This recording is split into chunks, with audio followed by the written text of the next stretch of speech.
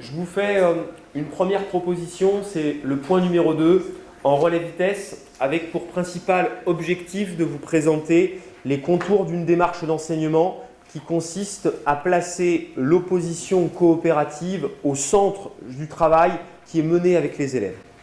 Et vous allez le voir, le pari que je fais, c'est qu'il est tout à fait possible dans l'activité relais vitesse de partir de la confrontation et de construire des attitudes de course et des attitudes de transmission, porteuses pour la transmission, par le prisme de la confrontation. Et que c'est un élément qui peut être moteur pour engager les élèves et qui peut être moteur pour les amener à quitter un certain nombre de comportements préalablement installés qui, a priori, posent des problèmes d'engagement dans l'activité et d'engagement à haute vitesse dans l'activité.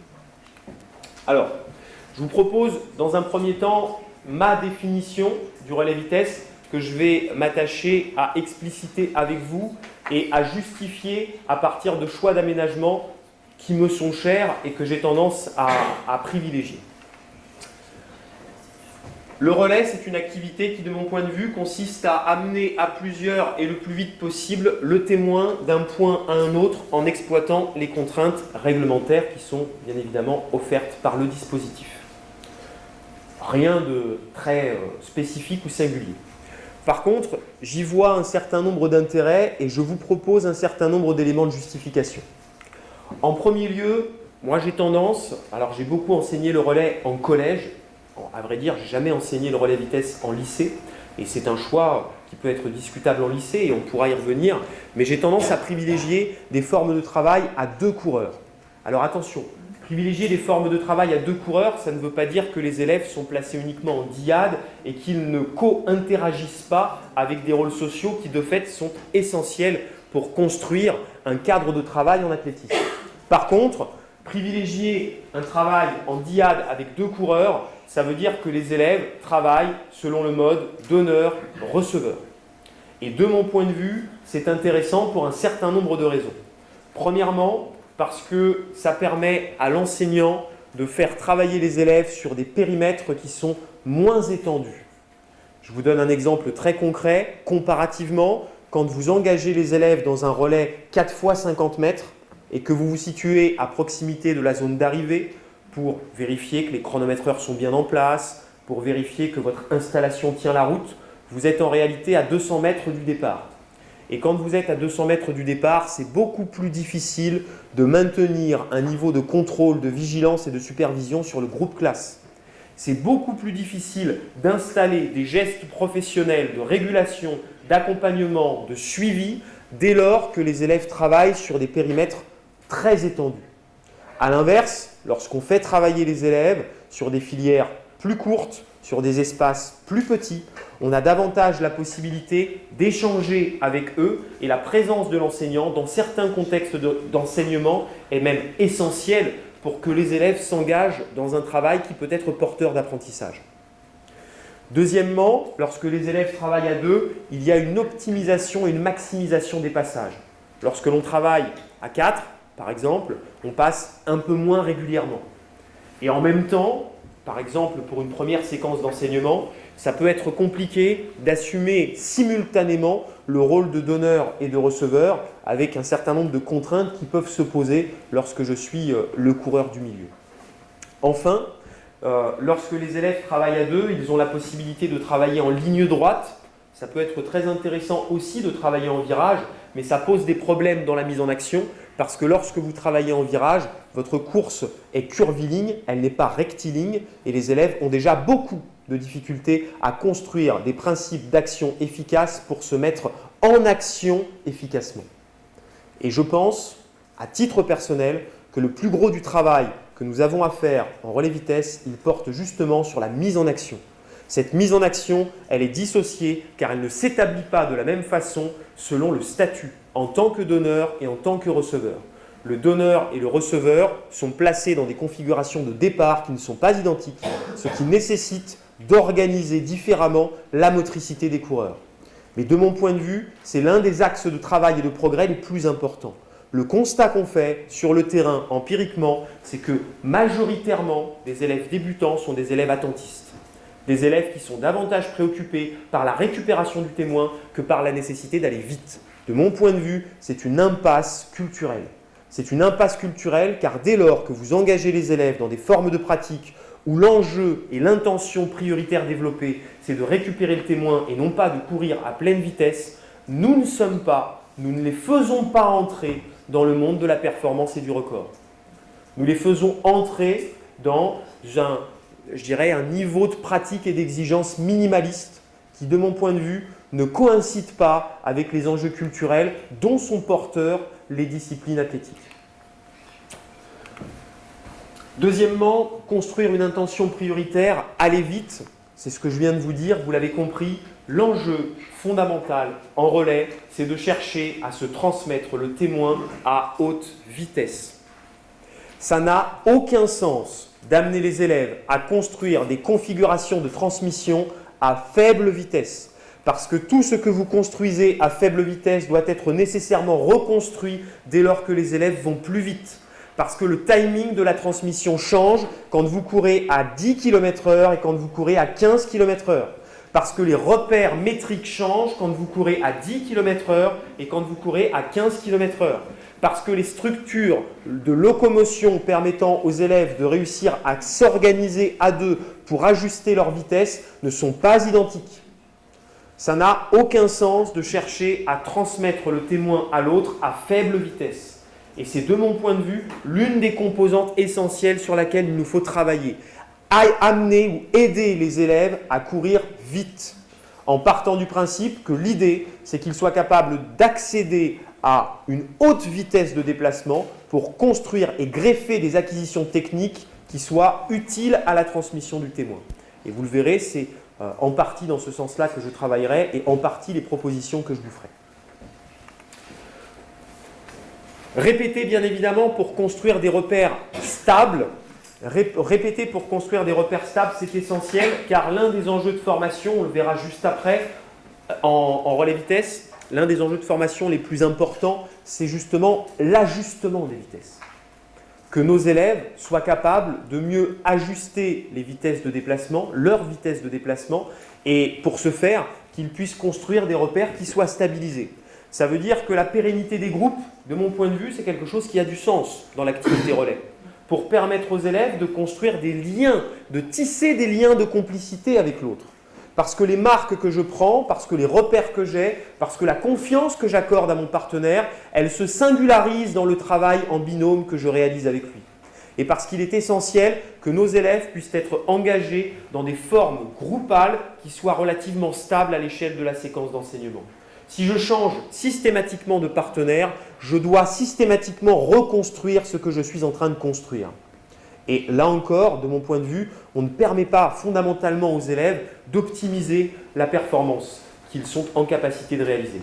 À un autre niveau, et je serai assez critique sur ce plan-là, il est, de mon point de vue, très préjudiciable de regrouper des élèves qui ont des niveaux de compétences dissymétriques. Préjudiciable parce que vous mettez en difficulté les élèves dans l'activité relais vitesse quand vous faites courir deux élèves qui ont des vitesses de déplacement qui ne sont pas identiques. Plus les vitesses de déplacement des élèves sont importantes, ou du moins, plus l'écart entre les vitesses de déplacement des élèves est important, et plus les élèves sont en difficulté pour se transmettre le témoin. En relais, ce qui prime, c'est l'homogénéisation des vitesses de course entre le donneur et le receveur. À titre personnel, le repère que je peux vous donner et que moi j'ai tendance à faire fonctionner, mais c'est un repère qui peut s'affiner au gré des contextes d'enseignement, c'est plus ou moins 2 km/h d'intervalle. Quand les élèves sont capables de courir à plus ou moins 2 km/h d'intervalle, ils peuvent travailler efficacement ensemble et la transmission du témoin en fin de zone a un sens. À partir du moment où vous engagez des élèves qui ont des niveaux de pratique très contrastés, vous les mettez en réalité en difficulté pour réaliser une transmission efficace de témoins. Et la fin de zone ne devient plus nécessairement l'endroit stratégique où il faut se passer le témoin. Je prends un cas de figure très simple pour que vous compreniez bien. Si jamais je suis receveur et que je cours beaucoup plus vite que le donneur, j'ai plutôt intérêt à prendre le témoin en début de zone qu'en fin de zone, parce que ma vitesse de déplacement est supérieure à celle de mon camarade. En milieu scolaire, on peut considérer que les élèves, globalement, ils atteignent leur vitesse maximale de déplacement entre 10 et 15 mètres. Ce qui veut dire que si vous avez des élèves qui ont des vitesses de course homogènes et qu'ils transmettent le témoin en fin de zone de transmission, entre 15 et 20 mètres, ils sont dans une zone cible et donc dans une zone clé pour optimiser la vitesse de circulation du témoin. Encore une fois, ce qui compte en relais, c'est que le témoin aille le plus vite possible. Baliser des zones de travail circonscrites, je l'ai déjà dit, transmettre le témoin en fin de zone, c'est ce que j'évoquais avec vous, à la condition, vous avez bien entendu, que les vitesses de déplacement soient homogènes. À la condition que les vitesses de déplacement soient homogènes. Ça devient un critère d'efficacité si je respecte la règle suivante, plus ou moins 2 km/h d'écart entre le donneur et le receveur. Ok ? Alors, attention, j'ai tendance à dire qu'il ne faut pas regrouper les élèves sur un mode hétérogène, mais plutôt privilégier l'homogénéité des vitesses.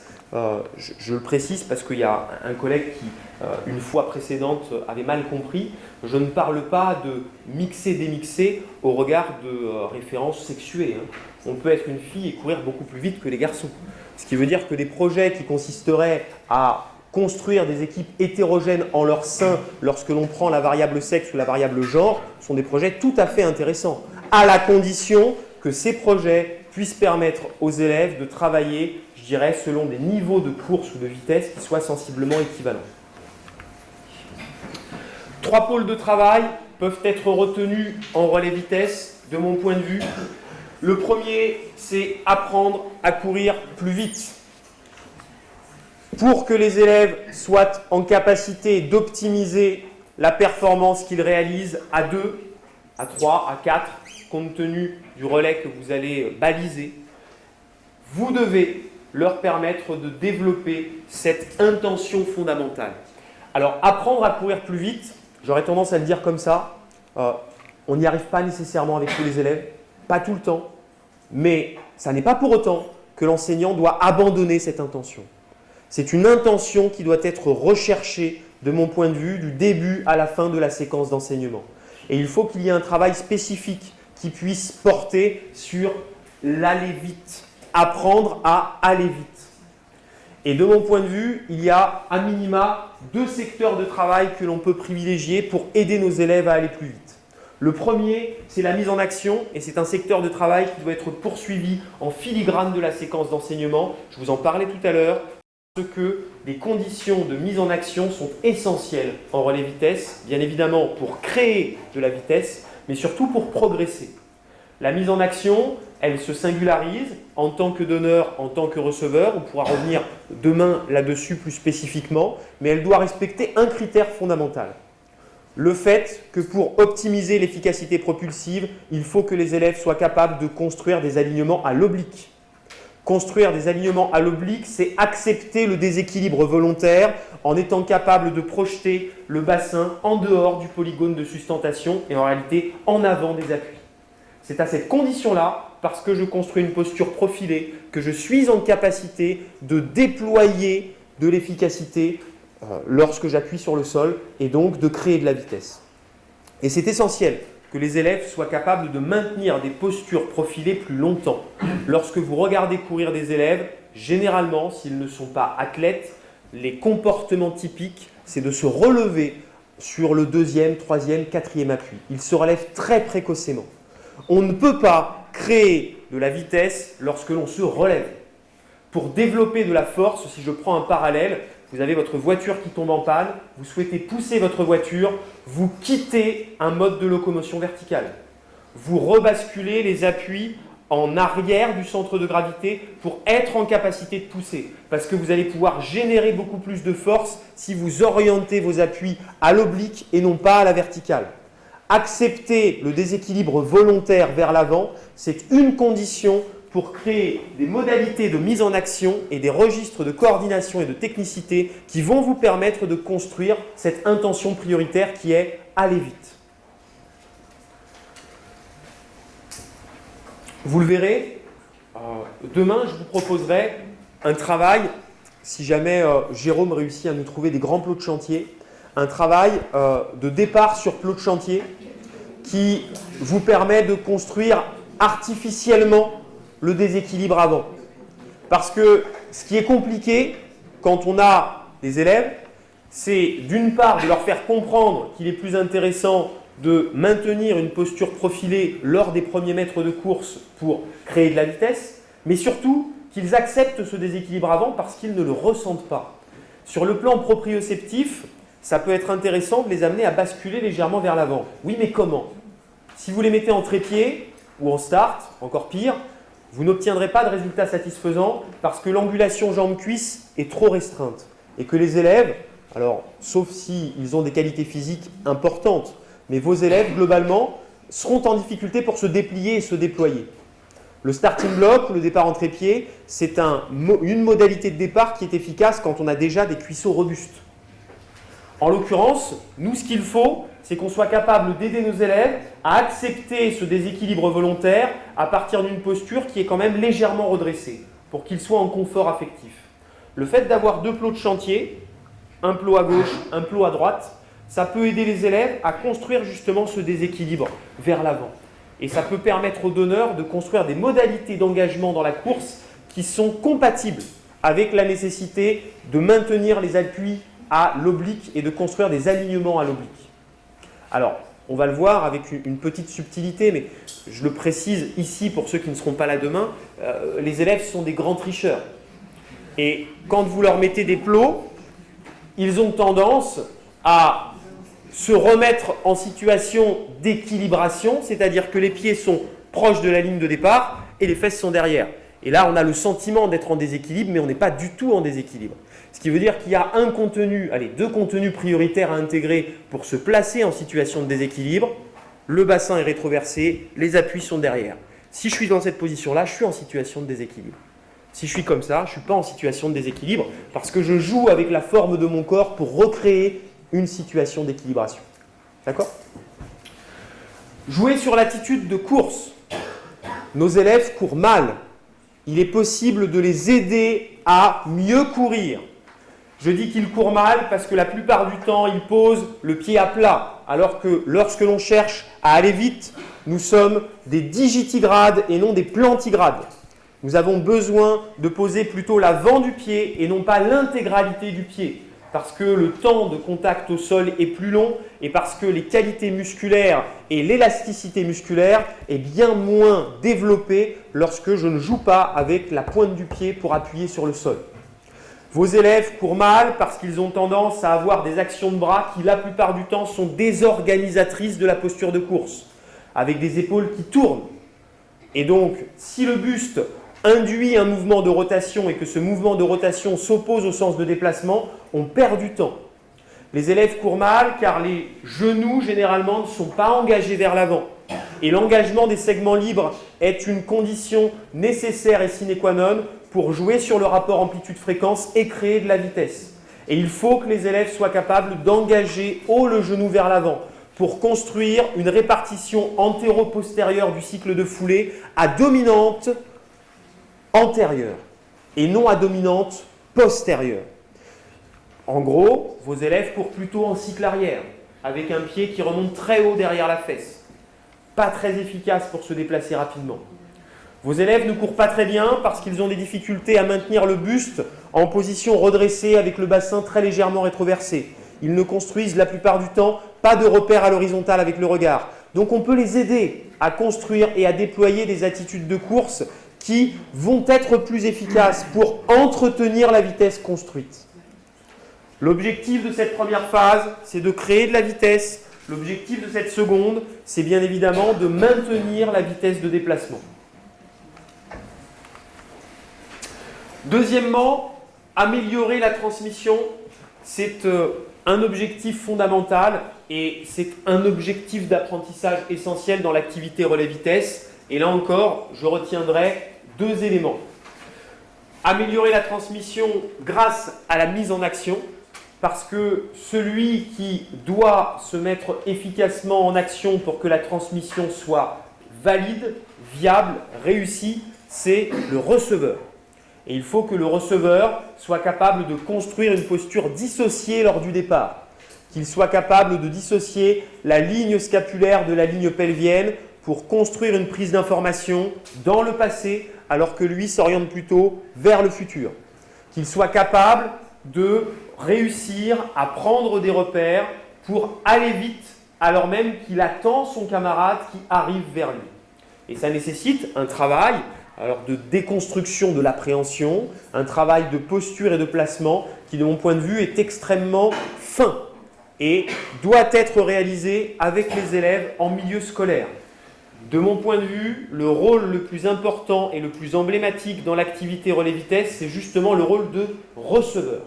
C'est le receveur qui doit réaliser un travail, le travail le plus important, le plus gros du travail, pour permettre à son camarade et à lui-même de se déplacer avec efficacité.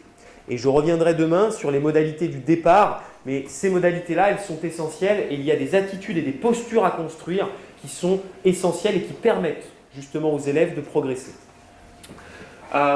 Le boss de la transmission, pour autant, je vous parlais du receveur, mais le boss de la transmission, pour autant, ça reste le donneur. J'emprunte cette expression à Bruno Méhard, le boss de la transmission, c'est le donneur. C'est lui qui dit à la fois quand donner et qui s'organise pour donner. Et vous le savez, en relais vitesse, il existe plusieurs techniques de transmission. Je vais faire très simple, deux techniques de transmission. Une transmission à l'américaine qui s'effectue plutôt par le haut, une transmission à la française qui s'effectue plutôt par le bas. Moi, le choix que je fais, c'est d'en retenir une et d'évincer l'autre. En l'occurrence, je vais évincer la technique de transmission à l'américaine, je vais retenir la technique de transmission à la française. Je précise les raisons de ce choix. La technique de transmission à l'américaine, elle a un avantage important et un inconvénient majeur qui, pour moi, n'est pas entendable ou ne peut pas être résolu en contexte scolaire. Avantage important, c'est une technique qui permet à deux relayeurs, le donneur et le receveur, d'être à une plus grande distance pour se transmettre le témoin. C'est-à-dire que le chemin de transmission peut être allongé. On peut être plus loin et réussir à donner. Donc ça, c'est intéressant. Parce que ça veut dire que théoriquement, on peut aller un peu moins vite et réussir quand même à transmettre le témoin à celui qui me précède. L'inconvénient majeur, c'est que pour recevoir le témoin avec le bras qui est placé dans le prolongement de l'épaule, il faut avoir construit des repères proprioceptifs et une certaine souplesse d'épaule que les élèves ne possèdent pas.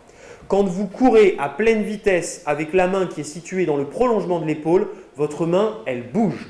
Votre bras, il bouge, ce qui veut dire que ça rend la transmission périlleuse. Et au-delà de ça, courir avec le bras dans cette position-là, ce n'est pas très confortable, ce qui fait que intuitivement les élèves ralentissent. Donc on est perdant.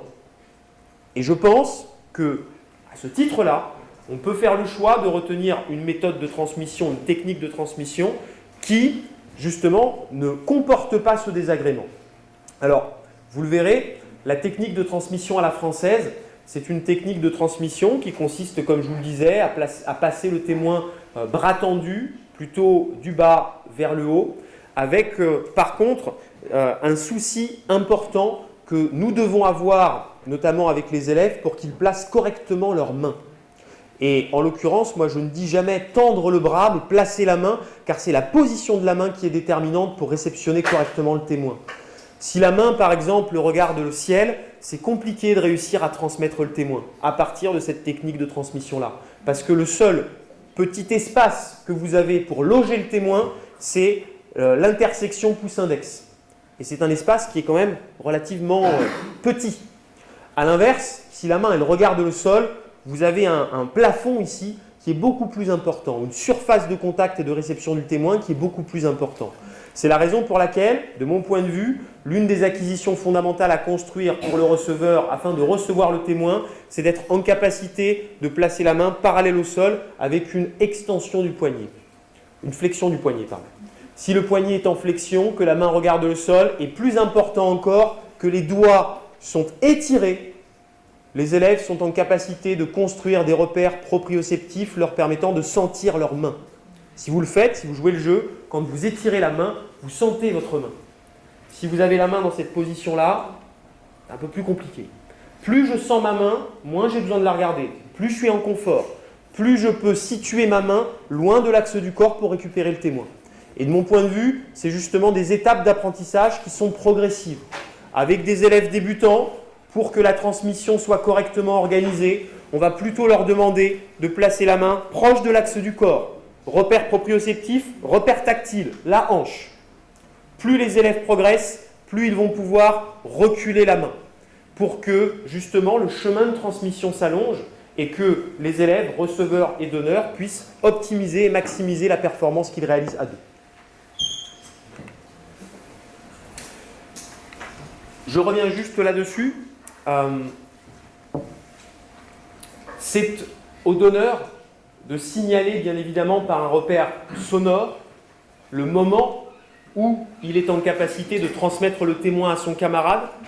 Et pour vous donner des repères en termes d'indices d'efficacité, moi il me semble que quand on est au collège et qu'on a des élèves qui à la fin d'une séquence d'enseignement en tant que donneurs sont en capacité de transmettre le témoin en 2-3 appuis maximum, on a déjà des élèves qui sont plutôt compétents. 2-3 appuis, c'est être capable de dire hop, je fais un appui, 2 appuis et ça y est, j'ai donné mon témoin. Il n'y a pas un temps de latence important entre le moment où je dis hop, bras tendu devant moi et le moment où le témoin est effectivement transmis. Plus ce temps est réduit, plus vos élèves sont des transmetteurs de témoins experts. Ça veut dire qu'il y a une juste coordination des vitesses de déplacement entre le donneur et le receveur. A l'inverse, pour mieux ajuster les vitesses de course, il faut qu'il y ait un travail très spécifique qui soit engagé et réalisé avec le receveur. Et pour reprendre encore une fois Bruno Méhard, le boss du départ, c'est le receveur. Le boss de la transmission, c'est le donneur. Le boss du départ, c'est le receveur. C'est lui qui choisit quand partir et qui choisit comment partir. Choisir quand partir, c'est être en capacité, à partir des repères, par exemple matériels que vous avez mis en place, de l'aménagement matériel qui est le vôtre, des marques qui ont été construites, c'est être capable de choisir un repère adéquat qui va me permettre en tant que receveur de me déplacer suffisamment rapidement et en même temps d'attendre l'autre suffisamment, en tout cas de partir quand il est suffisamment proche de moi pour que le témoin puisse être transmis. C'est important que ce soit le receveur qui choisisse quand partir. D'une part, parce que ça lui confère une responsabilité qui est essentielle, c'est son rôle. D'autre part, parce que, et vous pourrez peut-être le vivre un peu demain, c'est placer les élèves en situation d'inconfort affectif que de demander au donneur de se signaler lorsqu'il arrive sur la marque. Parce que quand vous avez un élève qui arrive à fond et que vous attendez son signal sonore pour partir, vous êtes quand même un peu dans l'expectative. Et généralement, l'élève, il donne le signal sonore quand il arrive sur la marque, mais entre le moment où il arrive et le moment où il parle, il est un peu plus près de vous, et donc ça peut créer des doutes qui sont plus que légitimes, d'accord ? Ou des appréhensions légitimes.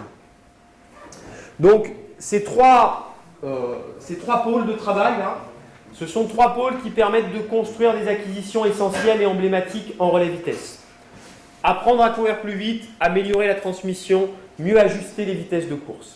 Et on tâchera de voir demain comment est-ce que l'on peut, et c'est le plus important, greffer des contenus d'enseignement prioritaires pour aider les élèves à mieux courir, pour aider les élèves à mieux transmettre et pour aider les élèves à mieux partir et à mieux synchroniser et coordonner leur vitesse de déplacement. Alors, en EPS, bien évidemment, il y a plusieurs formes de relais qui sont tout à fait viables et qui peuvent être envisagées. Je vous en propose 2 et je vous présente également les avantages qu'elles peuvent avoir. On peut effectuer ce que l'on appelle du relais en distance. Du relais en distance, très classiquement, vous faites un 2 x 30 mètres, un 2 x 40 mètres, vous faites un 4 x 50 mètres. Vous travaillez sur des distances et ces distances-là, elles peuvent vous fournir une organisation plus structurée. L'avantage que j'y vois, c'est que quand on fait par exemple un 2 x 40 mètres, on ne se pose pas la question de savoir où est-ce que l'on positionne la zone de transmission. La zone de transmission est à l'interface de la distance cible totale, donc c'est relativement simple. 2 fois 40 mètres, ça vous fait 80 mètres au total. Vous découpez en deux et vous mettez votre zone de transmission au milieu. Donc, c'est un peu plus simple pour les élèves. Un peu plus simple pour les élèves parce que les repères peuvent être construits et parce que l'enseignant peut construire des repères qui sont stables tout au long de la séquence d'enseignement. Les élèves peuvent facilement installer le dispositif.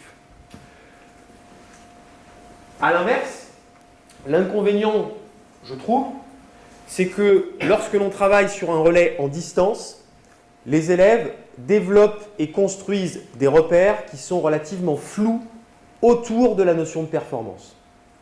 Parce que les élèves ont tendance à développer des repères métriques qui sont beaucoup plus fins que les repères temporels. Pour vous le dire autrement, sur un 2 fois 40 mètres, réaliser 12 secondes 56, ça ne parle à personne. A l'inverse, quand les élèves courent 12 secondes et qu'ils font 80 mètres, 85 mètres, et qu'ils se rendent compte de la distance qu'ils ont parcourue, ils sont plus réceptifs à la performance, à la nature de la performance réalisée. Au-delà de ça, vous avez des aménagements qui peuvent vous permettre, si vous privilégiez un relais au temps, de calculer instantanément la vitesse de déplacement des coureurs.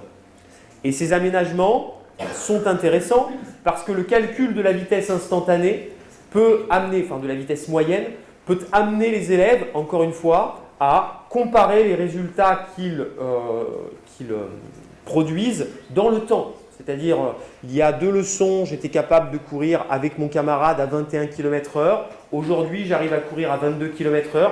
Il y a des évolutions significatives. Je me rapproche de mon niveau de performance cible, etc., etc. Donc, c'est une organisation qui est intéressante parce que la performance est peut-être plus tangible, plus concrète, dans la mesure où on joue sur des niveaux de repères qui ne sont pas forcément exactement les mêmes. Par contre, de mon point de vue, ces 2 acceptions du relais sont viables et encore une fois peuvent être tout à fait appréhendées, peuvent donner lieu à la construction de formes de pratiques qui sont tout à fait intéressantes, mais répondent à des logiques de travail et à des enjeux de formation qui ne sont pas exactement et rigoureusement les mêmes. Alors, je vous présente désormais un continuum de formation qui est visible en éducation physique lorsque l'on observe les enseignants travailler en relais vitesse avec les élèves.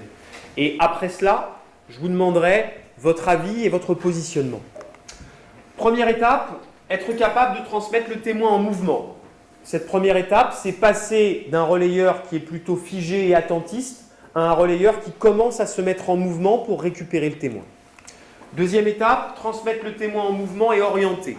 C'est être capable de passer d'un contrôle visuel main-témoin à une orientation des épaules en direction de la ligne d'arrivée ou de la ligne d'arrivée fictive si vous travaillez sur un relais au temps. Troisième étape, transmettre le témoin avec de la vitesse. C'est donc être capable de passer, je dirais, d'une activité de relayeur à moindre vitesse à une activité de relayeur à haute vitesse. Quatrième étape, ajuster les vitesses pour optimiser la transmission et maximiser la performance. De mon point de vue, c'est un continuum de formation qui est visible parfois sur le terrain en éducation physique, mais qui comporte des désavantages majeurs. Le premier désavantage, c'est qu'on renforce un comportement instinctif qui est l'attente. L'attente, c'est le comportement instinctif du relayeur débutant. J'attends le témoin parce que le témoin, c'est la petite chose précieuse que je dois emmener en direction de la ligne d'arrivée. Si jamais je renforce ce comportement instinctif, je ne permets pas aux élèves de vivre une pleine expérience de relayeur et surtout, je ne leur permets pas de s'engager dans un travail qui est établi sur un élément fondamental et prioritaire, chercher à aller vite. Parce que comme vous l'avez dit, la vitesse apparaît trop tard, trop tardivement. Et bien évidemment, pour passer d'une étape à une autre, et notamment de la 2 à la 3, c'est ce que tu disais tout à l'heure, il faut déconstruire certaines acquisitions qui ont été construites antérieurement. Et déconstruire ce que l'on a construit, ça prend du temps. Ça prend du temps, c'est une des caractéristiques de l'apprentissage. Peut-être qu'on peut justement économiser du temps. Éviter aux élèves de déconstruire ce qu'ils ont construit à une étape initiale pour les engager directement vers un résultat souhaité. Aller vite et greffer des acquisitions techniques qui leur permettront d'aller vite.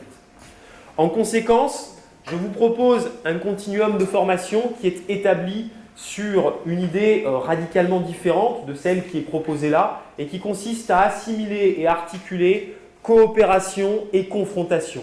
En faisant le pari suivant, c'est en partant de l'opposition que l'on peut peut-être aider nos élèves à mieux coopérer parce que en s'engageant dans des jeux de confrontation, les élèves vont développer des postures qui sont préalables à la construction d'une relation coopérative. Vont développer des postures de course, vont développer des repères et intérioriser des repères qui sont préalables à la transmission et à la coopération. Premièrement, premier avantage, me semble-t-il, à renverser les choses et à aborder le continuum dans ce sens-là, c'est de lutter contre l'attentisme en construisant la fuite, ce qui est essentiel comme intention prioritaire à établir au départ d'une séquence d'enseignement. De mon point de vue, pour permettre aux élèves de progresser significativement, c'est d'apprendre à s'enfuir. D'apprendre à s'enfuir, c'est d'apprendre à courir le plus vite possible, en cherchant à échapper à l'autre. Pourquoi je dis échapper à l'autre? Parce que ça a du sens. Quand les élèves cherchent à s'enfuir, ils courent à pleine allure. Quand ils cherchent à récupérer un engin, ils sont parasités, leur attention est parasitée par la récupération de l'engin. Ce qui veut dire que l'intention prioritaire à construire, c'est de chercher à aller le plus vite possible.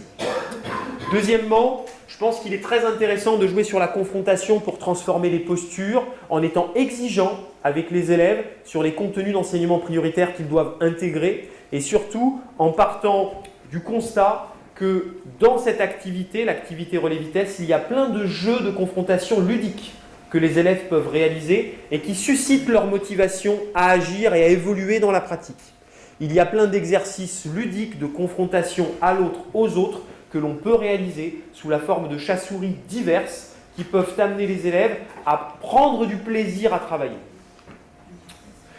L'ajustement des vitesses n'a de sens qu'à vitesse max, c'est ce que l'on a déjà dit tout à l'heure. Si je fais un parallèle avec d'autres pratiques athlétiques, vous avez un entraîneur à l'INSEP qui s'appelle Olivier Valayès et qui défend la thèse suivante: pour franchir une haie, il faut de la vitesse. C'est extrêmement complexe au plan biomécanique de construire un franchissement d'obstacles sans vitesse. Parce que la vitesse, elle vous aide à engager le franchissement vers l'avant. Alors attention, je ne dis pas qu'à une étape émotionnelle, ce n'est pas quelque chose de complexe à appréhender. C'est-à-dire que quand vous franchissez un obstacle avec de la vitesse, vous placez un élève débutant en situation d'inconfort affectif. Donc peut-être qu'en course de haie, il faut penser à des modalités de travail qui puissent amener le pratiquant à être en situation de confort affectif. En jouant sur la nature des obstacles, en jouant sur la hauteur des obstacles, etc., etc. Par contre, ce qui est essentiel, c'est bien de chercher à aller vite pour engager un franchissement. Au même titre, ce qui est essentiel, c'est de chercher à aller vite pour engager la transmission. Parce que se transmettre le témoin à l'arrêt, ça n'a pas de sens.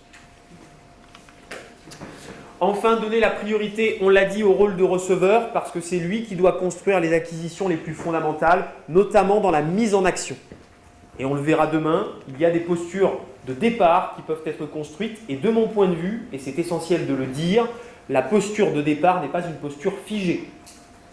La différence entre un receveur en position statique et un receveur en position dynamique sur les appuis, capable de créer un préélan de course pour se lancer, elle est fondamentale, car elle permet au second d'être en capacité de profiter d'un préélan pour emmagasiner déjà une vitesse de déplacement alors même qu'il a les appuis vissés au sol. Et c'est fondamental. Casser cette situation d'équilibre. Là, je suis en plein équilibre. Le bassin, il est situé entre mes deux appuis au centre du polygone de sustentation. Je ne suis pas en capacité de partir vite dans ces conditions. Il va falloir qu'à minima, j'engage le poids du corps vers l'avant pour être en situation de léger déséquilibre volontaire et à un stade supérieur, que je sois capable de faire des transferts de poids du corps pour me pré-élancer. Mais ça nécessite bien évidemment de construire des repères extrêmement fins. Parce que si je me pré-élance dans un mauvais timing, je ne suis pas en capacité de partir au moment opportun. Donc il y a des acquisitions techniques à construire à partir de l'évolution du travail mené avec le donneur. Le continuum, je vous le présente succinctement, j'aurai l'occasion d'y revenir demain. Apprendre à fuir pour ne pas être rattrapé, première étape du continuum. Seconde étape, commencer à fuir au moment opportun. Et c'est l'étape qui est la plus importante parce que c'est l'étape qui va nous permettre d'installer une acquisition fondamentale, l'ajustement, la coordination, la synchronisation des vitesses de déplacement entre les coureurs. Troisième étape, récupérer un engin au cours de la fuite.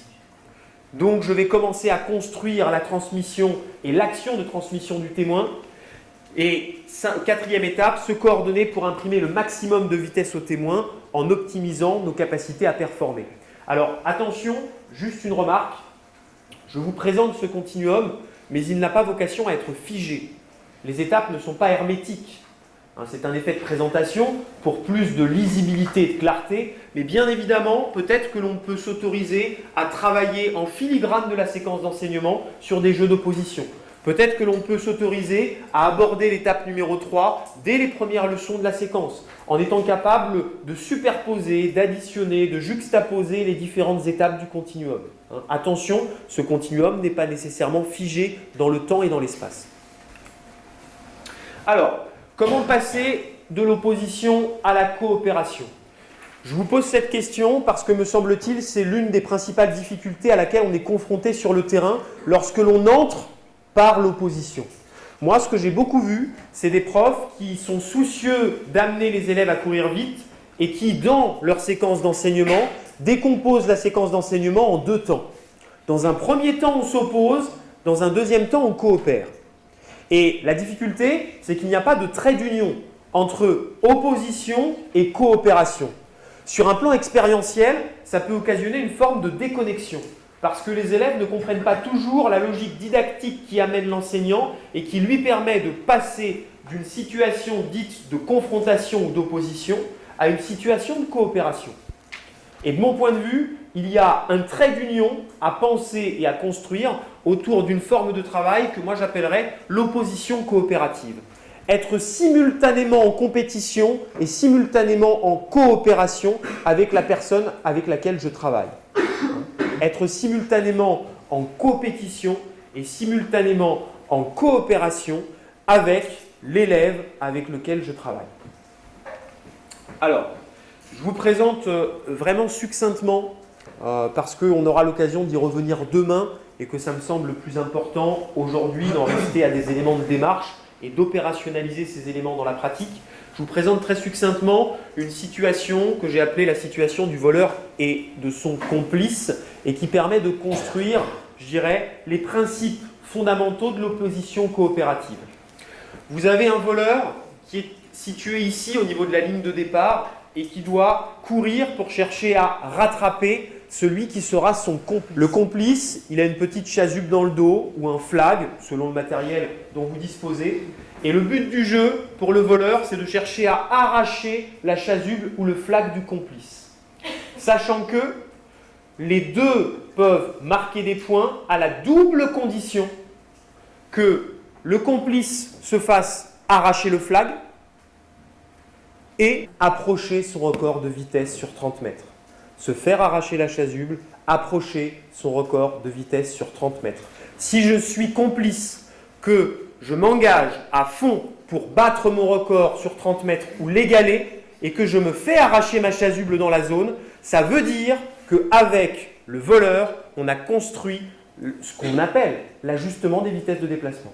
Je me suis engagé à pleine vitesse, j'ai approché mon record de vitesse sur 30 mètres et en même temps, j'ai été capable de construire des repères, tout ça, ça se construit bien évidemment en amont, on le verra demain, des repères en termes de marque qui m'ont permis de partir au moment opportun. À cette double condition, j'arrache la chasuble de mon camarade et mon camarade qui est complice est capable de battre ou d'égaler son record de vitesse sur 30 mètres. D'accord ?